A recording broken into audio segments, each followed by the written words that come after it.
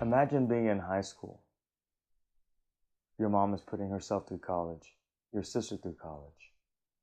Your dad's fighting an illness. What are you going to do? What's that one question that changed your mind, that gave you a different outlook on life? About 3 weeks ago, I had the absolute privilege and honor to sit across this chair with Staff Sergeant Lumpkins of the United States Marines. Numerous deployments, combat deployments. I reached out to him on Instagram because I was really fascinated and intrigued by his post. From his personal workouts, to his recruits, to his motivation, his self-motivation, his why. Staff Sergeant Lumpkins, thank you so much for your selfless sacrifice to defend our great country, and to you as well, Sergeant Diaz, for vetting this podcast and for giving us this opportunity to do this podcast with Staff Sergeant Lumpkins. We wish you both and everyone who serves the very best, and thank you again for defending our great country. We appreciate you. You're not nervous, are you? A little bit. This is like something I've never done before. Yeah. But like I said, I'm always up for the challenge. Yeah. Like I was telling you before, like public speaking is like, I've never always been like a fan of it, but now being a recruiter, it being my job, right? You know, I'm one of those kind of people that immerse myself into it. Yeah. So you know, I always take those challenges. So even though I'm nervous, you know, I never show people that. But if you ask me, I'll tell you I'm nervous. Oh yeah, I think that's fair, because as much as I sit here and practice in the morning, pretending like you're there, I get nervous too. And then as you're 20 minutes away, I'm like, oh man, dude, gotta knock this out. At the end of the day, it's your story, and it's all about you. And if I didn't feel like I had a good vibe with you, and your Instagram posts were kind of just, I wouldn't have even reached out to be honest. I really appreciate it though. Yeah, so I'm excited for today. Oh yeah, it's going to be awesome. So I'm going to introduce you as Staff Sergeant Lumpkins of the United States Marines, and then I'll also thank Sergeant Diaz too. She doesn't even want to be in this video, but she's going to get a shout out anyways. Okay. You got that, Sergeant? I did. Okay. Just a shout out for her. Okay. All right. Well, do you need any water? You're good? I'm okay for now. You're okay for now? Okay, because I got some water and stuff. Okay. You need some. All right. Welcome back to Defining Moments Podcast. My name is Wong Lam, and today's special guest is Staff Sergeant Lumpkins of the United States Marines. Sergeant, welcome to this podcast. Number one, thank you so much for your service to our great nation. And also, Sergeant Diaz, she's also in the studio today, except she doesn't want to be on camera. So, Sergeant Diaz, thank you so much for vetting this podcast and your sacrifice to our great country. Appreciate you. Okay, I really like to say thank you. For everybody who's watching, thank you guys always for your support. Thank you for your appreciation for, you know, all of us Marines and all of our brothers and sisters in the armed forces. You know, we couldn't do this without you guys. We do this for you guys. And I'm very excited to be here today. So once again, thank you. Absolutely, absolutely. My first question is, how are you doing today? I'm actually doing pretty well. I'm doing really awesome. Today was a good day at work. You know, I'm always here. I'm always breathing. And, you know, it's another day. Yeah, so. Absolutely. I first saw your post probably 7 or 8 months ago when I started following you. And I really liked the vibe that I fed off of your post. And of course, I'd never have met you until today, or about a couple 3 weeks ago. But your posts, they're very strong, they're authentic, and they're very direct and very positive. And their post of you obviously working out, I had to stop watching some of those posts because, dude, it was tearing my confidence, man. I was like, I can't do that. So I had to stop watching those workout posts. But you're leading the young men and women through workouts and very straightforward with them. And when I went to meet you 2 weeks ago, I came to your office, and the young men and women there are always, hey, how you doing, sir? Yes, sir. No, sir. And growing up, that's how I was. I was never in the military, but my parents were always like, yes, sir, no, sir, yes, ma'am. And I definitely appreciate that. Yeah, Yeah. that's great direction. The Marine Corps is very traditional about things. For us, we take great pride in, just that tradition, that legacy that we hold, being very respectful, carrying ourselves in a certain manner. And that's what a lot of people know us for. So even as an applicant, even as a pulley, when they come to us, we pretty much set the standard for them. We let them know this is, what we do and how we do it. And even before they start to begin their process, just working with us, we hold them to that standard because believe it or not, most of these young men and women, they will be Marines someday. Yeah. And they're here to replace us. So they're going to carry on that legacy that, we're trying to pass off to them. Yeah, yeah. I loved it because when I came in there were young men and women of all shapes, sizes, heights, and at the end of the day, it's all about respect. It's all about grit. It's all about let's get it done as a team. And you had a couple of guys that you're busy visiting with me, so they knew exactly what you wanted them to go out and do. I mean, that's just fantastic stuff. It just shows me the discipline that it gives me hope that our future is going to be in great hands with these young men and women. And this is not something that I do. This is something that, all Marines across the entire nation are doing. Every other office that we have, all throughout the United States, we set those standards. We've all been through basic training. We're all experienced Marines. We don't treat these applicants any different than we would treat our own Marines. Right. And that's the standard that we set for them. So, I'm happy that it's something that, motivates you a little bit more, because, these young men and women, like I say, they're going to be out there doing the job. Yeah. So. Yeah. High standards, consistency. I love it. So my wife and I, we don't have our own research team. We are our own research team. So scrolling all the way through, I think it's 2017, 2018, I came across a Instagram post, July 4th of 2018. It's a really good picture of you, by the way. You're sitting facing the American flag, and the post you posted says, "Our system isn't perfect, but by God, I am glad to be here for that. I'm gladly to be the sheepdog that wards off the wolves waiting to prey on the weak." Yeah. What was going through your mind on that? It was a lot of emotions that day. I'm a very patriotic person. I love my country just as much as any other person does. And, I'm experienced. I've traveled the world. I've been to, some of the best places, some of the worst places in the world. And just to get out there, talk to different people, different cultures, different walks of life, different thoughts, to see what we have, I'm very, very appreciative of it, and I want our, future generations to be able to continue to have this. So if that takes, the sacrifice of serving, putting myself out there for somebody else, I'm here for it. At the end of the day, somebody has to do it. Right. Who better than me? Yeah. So I love it. So why the Marines for you? How long have you been in the Marines so far? So the Marines this July actually makes my 12th year. Wow. So I've been in for quite some time, and I love it. Honestly, really, to be honest with you, the Marine Corps actually wasn't my first choice. Okay. So I'll tell you the story behind this. Yeah. So back in high school, it was early in my high school, I was thinking about a lot of different things. I wanted to go to college, couldn't really afford it, didn't have the money for it. My mom, a single mother of 3 children, she was already paying for herself to go through college and paying for my older sister to go through college. My dad, was sick with cancer, so he was also, running up medical bills and things like that. So I had to kind of weigh my options around, sometime in high school, I started off very well and then, did what most kids do, start playing around, not focused. And, I kind of lost some abilities for some scholarships and things like that.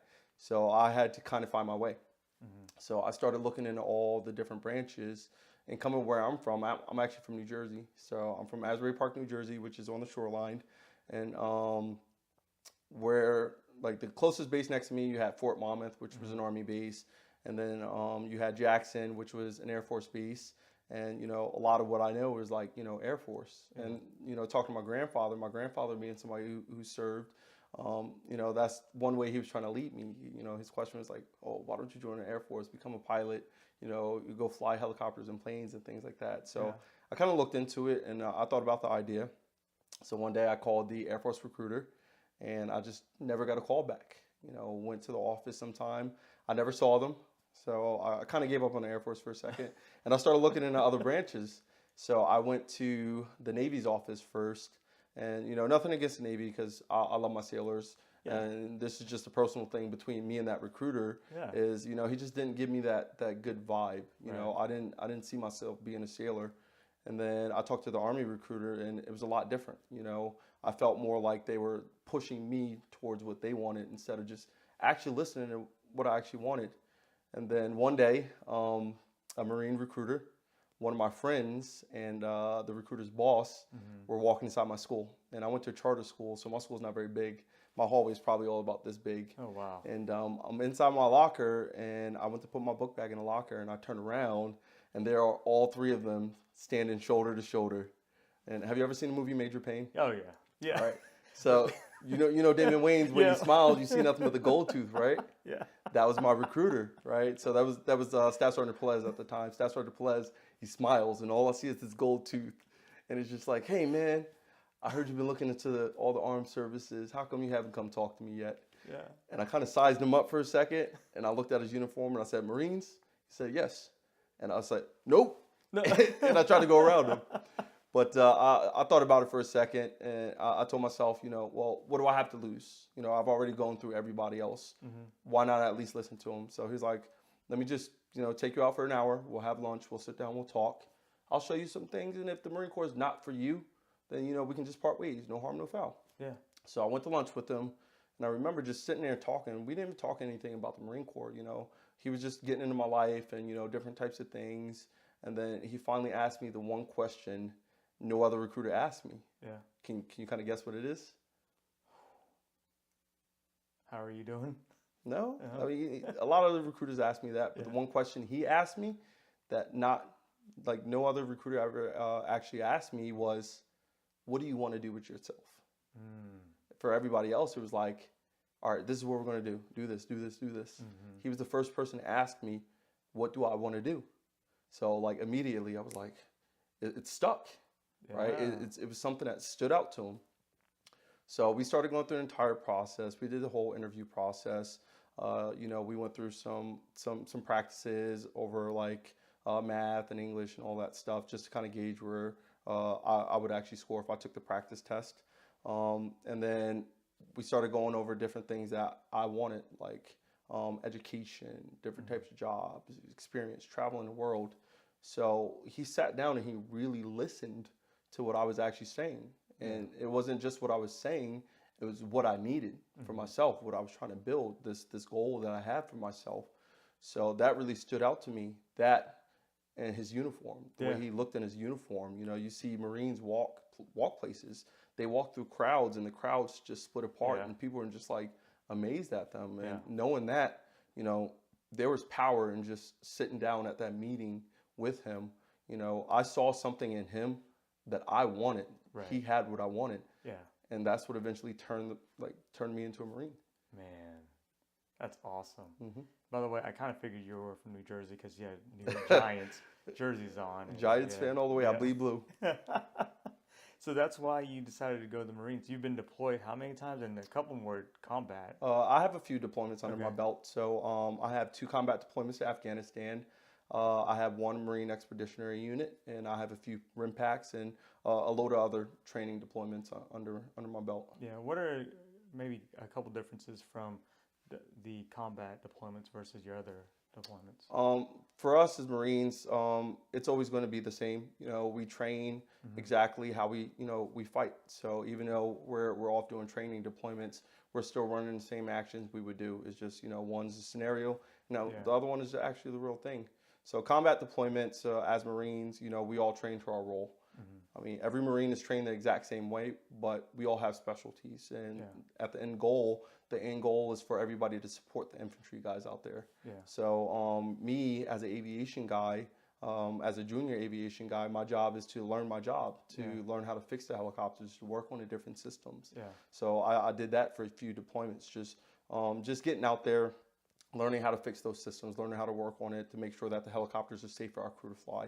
And then eventually it turned into me being one of those crew members. So learning how to go out there, do the different types of flight missions, flight operations, and things like that. So. Yeah. Wow. You've been in the Marines for 12 years. So fast forward, we're in 2019.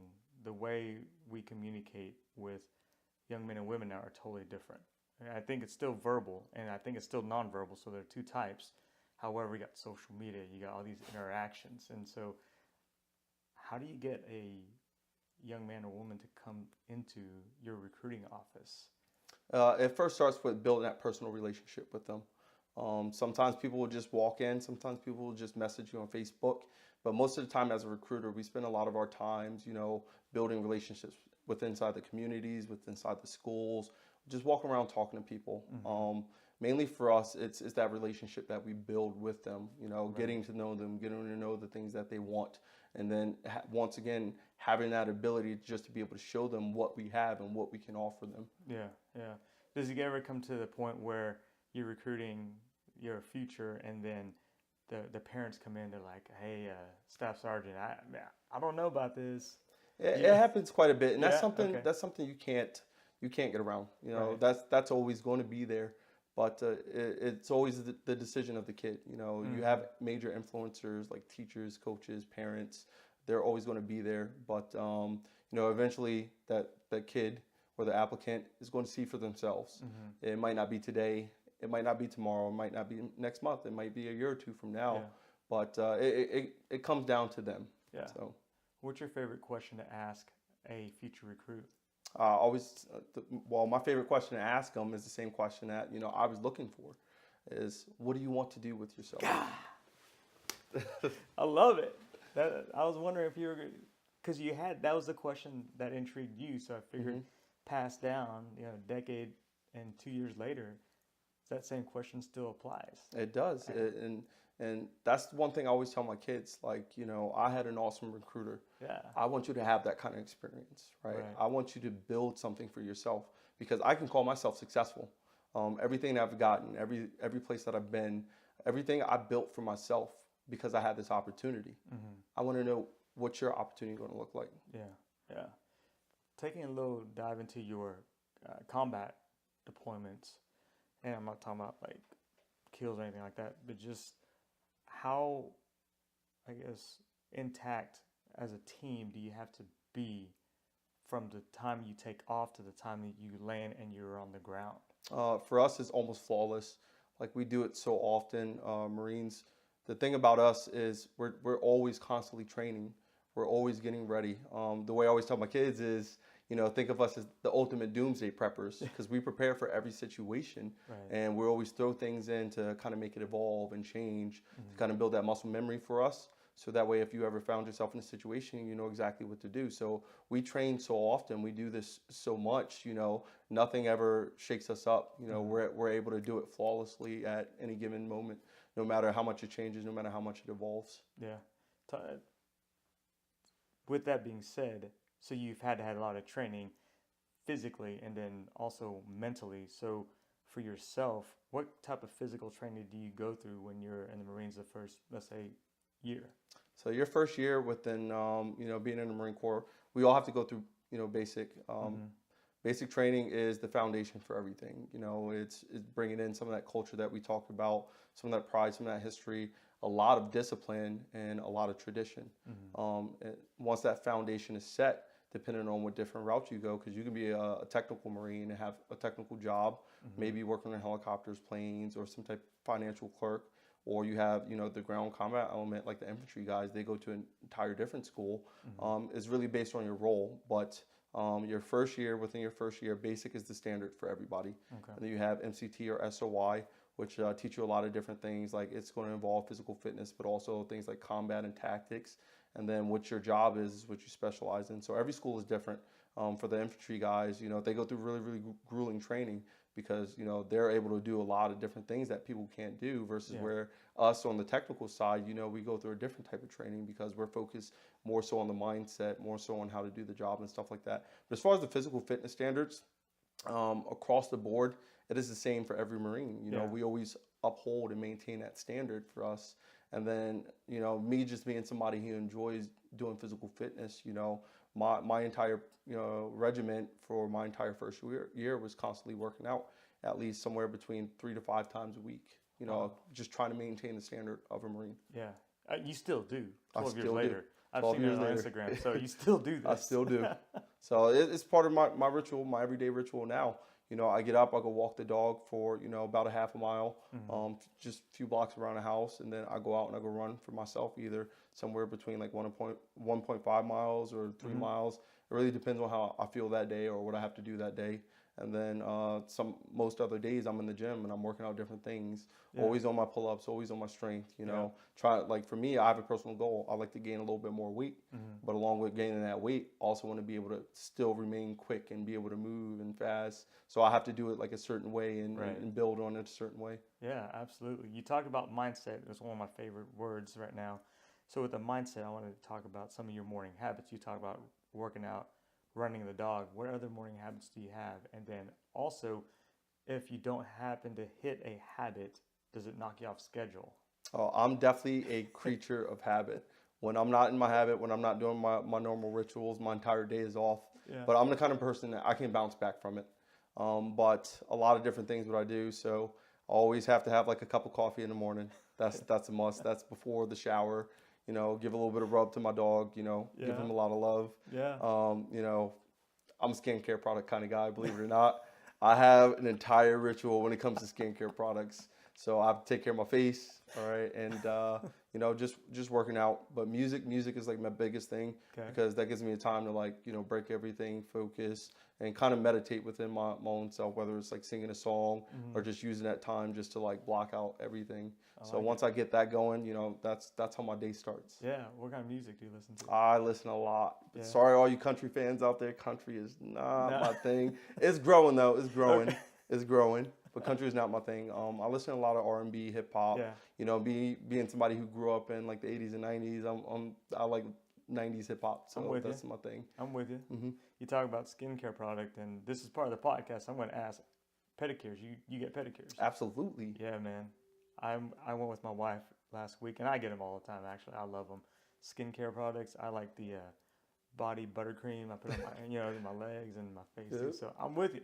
So, I mean, I have a lot of different stuff. Like I was telling some of my applicants, like, Lumpkins, you're 30 years old. You look like you're like 25. Yeah. How is that? It's like, it's because I take care of my skin. I wash, I moisturize. Things like rosehip oil, you know, or rose water spray, stuff like that. Some of these guys are like, wait, what? What is this stuff? But, you know, I literally have an entire ritual of, you know, taking care of my skin. Right, right. What are maybe a couple questions you wish people would actually ask you, but they never do ask you? I don't know. I feel like, you know, I get asked a lot of different questions, and you know, when a lot of people come in, they do their research. So you know, they come in with very very many questions. So I don't think there is you know, a certain specific type of question that I haven't been asked, or you know, that people don't ask enough. Yeah, yeah. I'm just wondering because I, like, prepping for this podcast, you know, I did my own research, and Margie helped me with that too. And so I just wonder if there's something that you wish people like, hey man, I wish they would ask me that, but no one ever asked me that. I've been asked every question under the sun, so there's nothing I haven't heard before. Okay. What sets you off? What really just ticks you off? Does anything tick you off? There's a lot of things. So just like you, I'm a person of you know, manners. That's how I was raised too. Yeah. You know, just respect, right? Yeah. When you're not a respectful person, that's one thing that kind of gets under my skin. But other than that, I'm as cold as ice. You know, it's hard to set me off. Yeah. No, that's fair, and I can feel you on that too. I'm vibing off of this because I'm very respectful too, and then you can't control what others do, and their meaning of respect could be different from yours. However, man, if you're out there punching someone in the face for no reason, that's pretty disrespectful. Or just sitting there yelling at someone for no odd reason, you know, things like that. My next question is, if we didn't have social media, who would be like 2 or 3 people you would want to actually meet in person, or pick up the phone and say, hey man, or hey honey, whatever? Who are those 3 people? Dwayne "The Rock" Johnson. Oh my man. I've been following this guy since like I was a kid, and you know, I love him as a role model. You know, he's an awesome guy, outstanding guy, physical fitness, great family guy, and you know, just the standard that he sets for everybody out there. I really enjoy seeing him and watching him. So if I could meet him in person, I would love to meet him in person. This is the first time somebody's ever asked me this question, but that one came to mind. But another two, who would it be? Can we go back in time, or is it like future day? Anytime. All right. I would love to meet Martin Luther King, just to Yeah. be able to pick his mind over a few different things, few different topics, things like that. I believe he was awesome. And then, what would be another one? I don't know. To be honest, I don't really have a third. You know? No, that's cool. Those two people, amazing. I'm with you. What's a couple of the most hardest things you've ever gone through in your life, and how did you overcome? Some of the hardest things I've ever gone through in my entire life was one, just achieving the title of becoming a Marine. You know, at the entry level, like when you start this process, especially back when I joined back in 2007, 2010, there was a lot going on in the world. So to turn on the TV and see the things that the Marines were doing, I'd be a liar if I said I wasn't afraid. Yeah. Right. But I had a lot of great people surrounding me, and it helped me take that leap of faith. Right. And here I stand today. So that helped me overcome that. Another thing that I say was very hard is right now just being a recruiter. Like I was telling you a little bit earlier, public speaking really isn't my thing. Yeah. So I get very nervous, especially around crowds, especially around just talking to groups of people and things like that. Yeah. So that was something that was hard for me, to go to an actual formal school and learn these different skills between public speaking and sales amongst your own peers, because doing it with a group of your friends is like the worst feeling ever. Yeah. But being able to do that, overcome that, and to be where I am right now as a successful Marine on recruiting duty, and that was a challenge. And I'm actually doing pretty well right now. Yeah. So that was very interesting, very hard for me. Yeah. So. Yeah, for sure. We touched a little bit about mindset, and going back to that a little bit. We also talked about being deployed on a combat mission, and so with that going on, there's a chance you may not come back, right? And so that becomes very real to you. How do you deal with that mentally? Because physically you're in tip-top shape. Mentally, you've got to be even tougher, I feel like. I think it comes down to the individual person. Everybody has different ways of dealing with things. Yeah. But for me, it's getting my affairs in order. Make sure I'm spending my time with my family, hanging out, doing the things that I wouldn't miss doing. Right. And it's just something we all kind of shove in the back of our mind as Marines, or as just people inside the armed forces. That's something that we're prepared for, because we're taught that from the beginning. Yeah. There is always the chance that can happen. But if it's constantly at the front of your mind, it causes a lot more problems. So it's something you kind of have to like step back and die down and push, and just kind of really accept the reality of that fact. Yeah. Right. So but as far as like finding ways of dealing with it, I think that's the biggest way that we all deal with it, is we have already accepted that can happen. Yeah. Yeah. Wow. You're only 30, so you're really young. If you had to go back and tell your younger self something, what would that something be? Absolutely nothing. Because for me, I feel like I've reached a level of success that, I feel comfortable with. And I still have a long way to go. There's still a lot of different things that I can do. And I still have a lot of different opportunities. I'm a firm believer in the experiences that you have in life make you exactly who you are. And for me, I'm who I should be. Man, So. Ice cold, dude. I like it. When was the last time you challenged yourself with doing something you've never done before? I challenge myself every day. Like here, being at this podcast, this is challenging. But I make it a point to challenge myself every day. And it's just like I tell everybody when I talk to them and stuff. One thing we Marines, we always go by is know yourself and seek self-improvement. And you have to try and be a better person than you were the day before. Yeah. So that's what I always strive to do something different, whether it's go out and, run an extra few seconds or an extra few minutes, do a few extra push-ups, figuring out how to get better inside my job, challenge myself to go out and talk to people. So it's an ongoing thing. It never changes. Yeah. How does Staff Sergeant Lumpkins contribute to society? Staff Sergeant contributes to society. I feel my way, and this comes back to a lot of it is going to revolve to being a Marine because this is my life.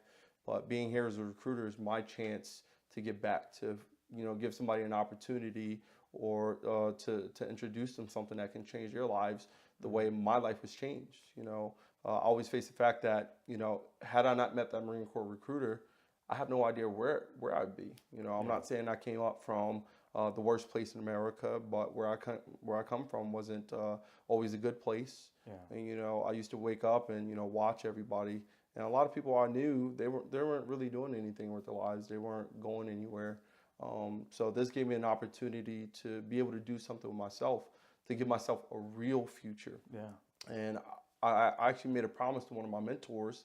He told me that whenever I found myself in a place that I call successful, to find a way to give back. Yeah. And even though recruiting isn't the job that I chose, it kind of chose me. Yeah. This is my way of giving back. Yeah. How did you get into this recruiting? So for most Marines, you have an opportunity to volunteer at some point in time in your career. But me, I was one of those Marines that were selected to come out. So it happens, and it's just part of the job. Sometimes you have to go where they tell you. Yeah. And with being a recruiter, how long is this period to be a recruiter? It's a 3-year-long period. Okay. And at the end of your 3 years, you can decide if it's something that you like to do for a career, or you can actually go back to the job that you were doing. Yeah. So what's the next step after the recruiter? So for me, I really enjoy working on helicopters. Yeah. I got an opportunity that a lot of other Marines won't be able to do. I actually helped, build the CH-53 King Stallion helicopter along with the team over at Sikorsky as an active duty Marine in their factory. And that's something I'd love to get back to. Yeah.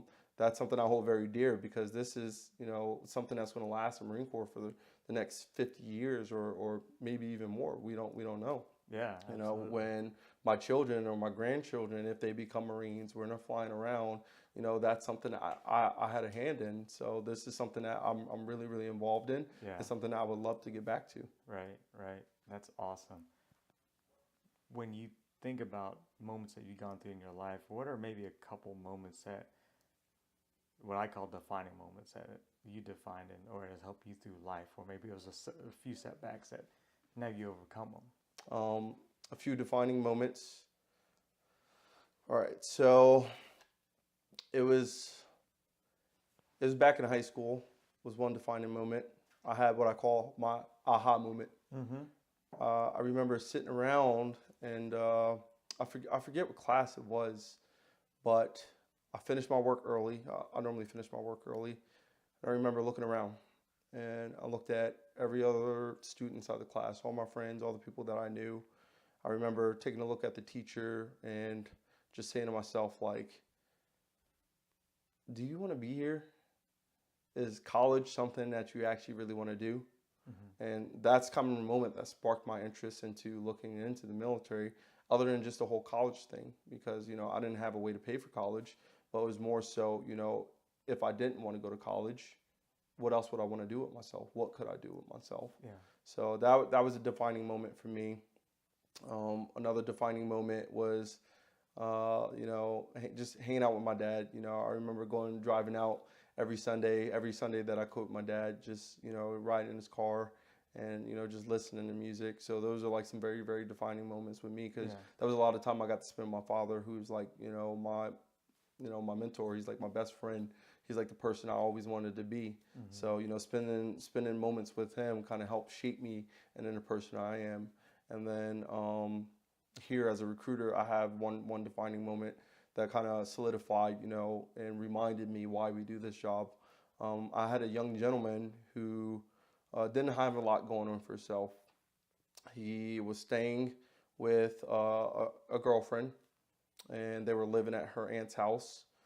The aunt had Alzheimer's, and his girlfriend just left him for somebody else, just up and left him. The house was in a good environment, but it was the only place he had to go. He grew up inside the Child Protective Service system. The only other family he really had in the area, he wasn't really on good terms with. He didn't have a job, didn't have a dollar to his name. Somehow he reached out, and I drove super far to, you know, just go meet with this kid and just talk to him. So we sat down, and, you know, we're at this truck stop, and, you know, the waitress just brings us over coffee. I didn't even ask for coffee. The waitress just brings us coffee. And, you know, I asked the guy, I was like, are you hungry? And he said, yeah. He was like, actually, I haven't eaten in about 2 days. Oh, wow. So in my head, I'm like, oh, man, like, let's get this kid some food. So I ordered him some food. And I remember at the end of the interview, he's like, I need this. He's like, I want to be a Marine. And I was like, okay, we're doing this. Right. I bought him a pair of or I actually gave him a pair of my shoes, my sneakers, because he didn't have shoes. Right. The only pair of shoes that he had was his grandfather's boots from Vietnam. Wow. That's the only thing that he really owned. He didn't have anything to work out in. So I gave him some of my shoes. You know, I would pick them up every once in a while, bring them to, you know, the office where we exercise and stuff, spend some time with him. And he got disqualified a few times just because of his hearing. He failed the hearing test. Oh, okay. But we went the extra mile to, you know, get him back in. And luckily, the personnel up at MEPS, they kind of worked with us. And, you know, that guy actually ended up becoming a Marine. Wow. Right. He went back for a follow-on hearing test. He passed the hearing test. Yeah. He's a Marine today. That's awesome. You know, he reached back out to me one day, and he was like, Staff Sergeant Lumpkins, he's like, I want to thank you for everything that you've done for me. He's like, without you, I wouldn't be here. Yeah. He's like, now I have a future. I'm going to tell you right now, I'm not looking backwards. So that was a very, very huge moment for me. And, you know, as a recruiter, sometimes we have the ups and downs. You know, there's moments where we're like, man, you know, this job is super tough. It's super stressful. I could be doing something else. But then you have moments like that you actually share, you know, with these young men and women, that you get to be there in the most pivotal point in their lives, that they need you. Yeah, so. For sure. I mean, sometimes it's just having someone to listen, you know, and just be a good listener to someone's story, and then understanding what their story is and helping that person through. And so you went above and beyond, you know, shoes and buying this young man lunches, but more importantly, being that person, just being there for him. I think super important. Well done. Well done. Going back to your first defining moment, you mentioned about didn't want to go to college, or thought about, well, college isn't for me. A lot of parents these days almost force their kids, like, college is the only way to be successful. And I coached soccer for a very long time, and I always was under the impression, well, if you don't want to go to college, you can go to technical school, you can join the armed forces, the services. I actually had a young man named Brian Mesa, and he's a Marine. And so when I'm sitting here across the table from you, it reminds me of conversations I've had with him. And so now he's actually at OU, finishing up his school. But that's awesome. Yeah, I served 4 years in the Marines, and just phenomenal story for him. So I appreciate you for what you do for the young men and women. It's amazing. No, thank you for your appreciation. And, you know, just going back to a little bit about what you said, you know, I wish just one thing is, you know, the parents just allow the kids to make the choices for themselves. I think that's not a lot that's going on, you know, nowadays. And maybe it's because of, you know, their fears that they're projecting on their kids and stuff like that. But, you know, the way I was raised, the way my father always told me, because I would always go to my father for everything. Yeah. And, you know, he'd look at me, he was like, do you really want the answer? I was like, yeah. He was like, tell me.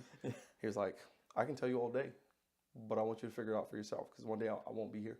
Yeah. I can't make those decisions for you. I can't tell you how to do it. I can guide you now, but when I'm gone, it's ultimately on you to make those decisions. So you need to start making them now. Yeah. You know, and I wish that, you know, a lot of these parents would just give those kids that freedom to allow them to mature themselves, allow them to be able to make those decisions. You know, if you always guard somebody and they never fall, or they never have an accident, or, you know, they never make a mistake in their entire lives, they're in for a world of hurt. Because when they're out as an adult on their own, you know, the world is not a very nice place. You know, it's for the strong. And, you know, if you don't make those mistakes, if you don't learn how to make those decisions for yourself, and if you don't learn how to be resilient, you know, it's very hard for them to bounce back. Yeah. So, you know, that's just one thing I wish I experienced a little bit more. But there are some absolute awesome parents that are out there that, you know, do give those kids that, you know, kind of thing. but it should always be their decision. Yeah, yeah. Resiliency. That's another favorite word of mine. It's just be resilient in things that you do, decisions that you make, and know that if you're going to fail, I think you posted this, fail forward, right? Recently, fall forward, yeah. And I was like, man, that's good stuff. And it talks about falling forward is just using that lesson of that failure. Yeah. Taking what you have and using it as a lesson. Don't ever go backwards. Don't backpedal. Yeah. Right? Everybody wants to go forward. Everybody wants to progress. You have to progress in life.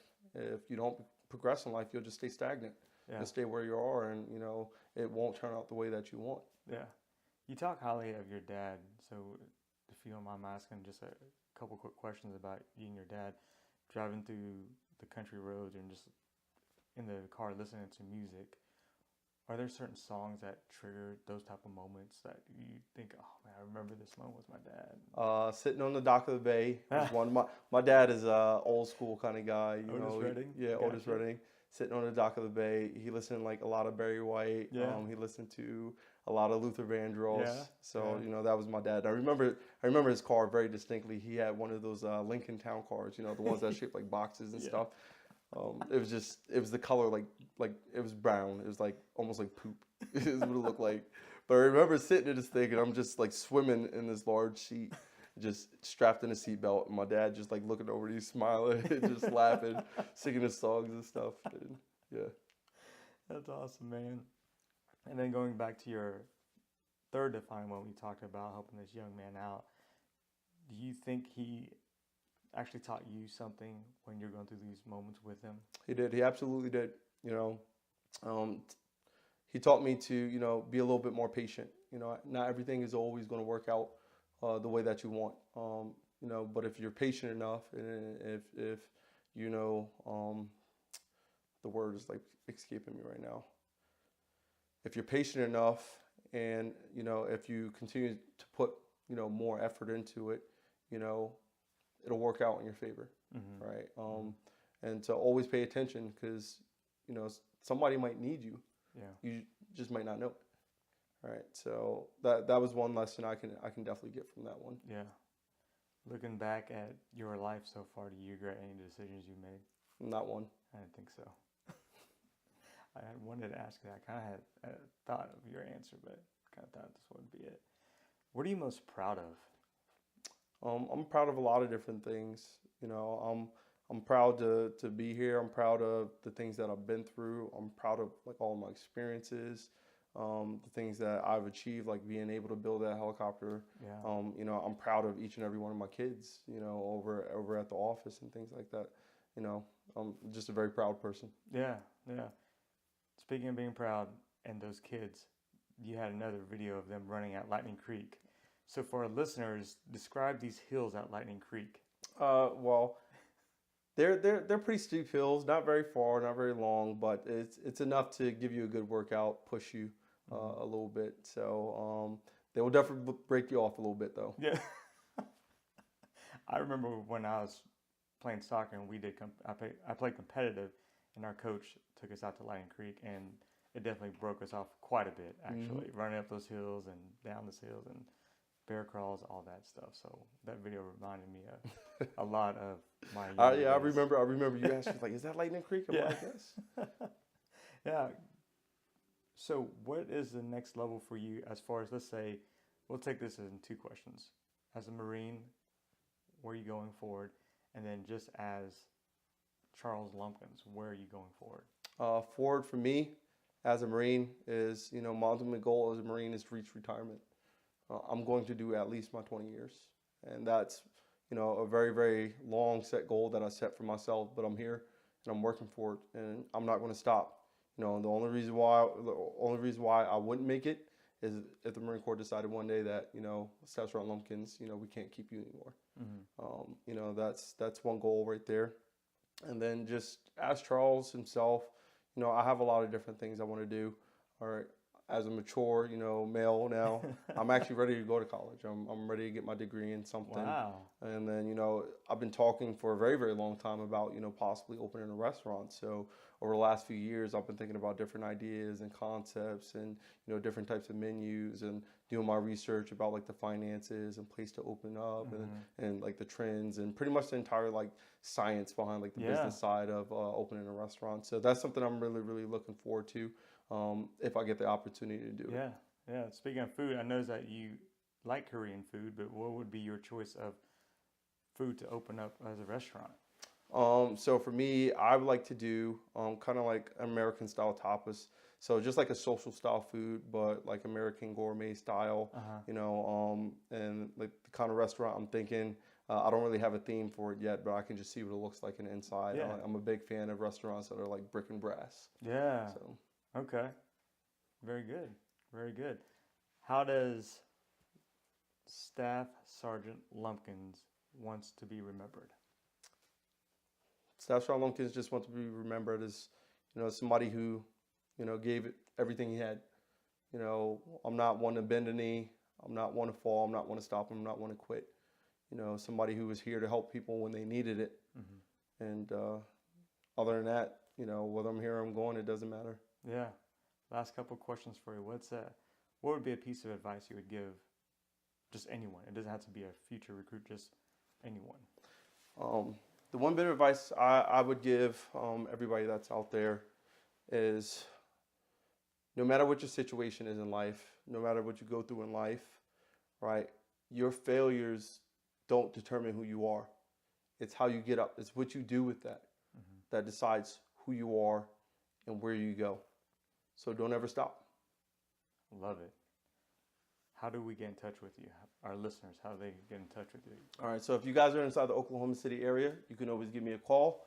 You can reach me on my cell phone at 405-761-2260. Or if you're in a local area also, you can always go to marines.com, type in your information, and then myself or either one of my recruiters will actually reach out to any of you guys that are out there. Okay. You're on social media, so how do they get in touch with you on social media? So I have an Instagram. You can reach me at SSgt.Lumpkins. That's LUMPKINS. And then you can look me up as Charles Lumpkins on Facebook. Yeah. No Twitter yet? No Twitter. I'm sorry, Twitter is not my thing. Oh, man. That's where I'm at a lot. I mean, I'm on Instagram too. Okay. Yeah. But thank you so much for your time. And more importantly, thank you for your service and selflessness to our great country. And do you approve this podcast? I do approve this podcast. Thank you guys for having me. My name is Wong Lim, and I approve this podcast. Thank you so much. That was great. Ooh, So one take. good.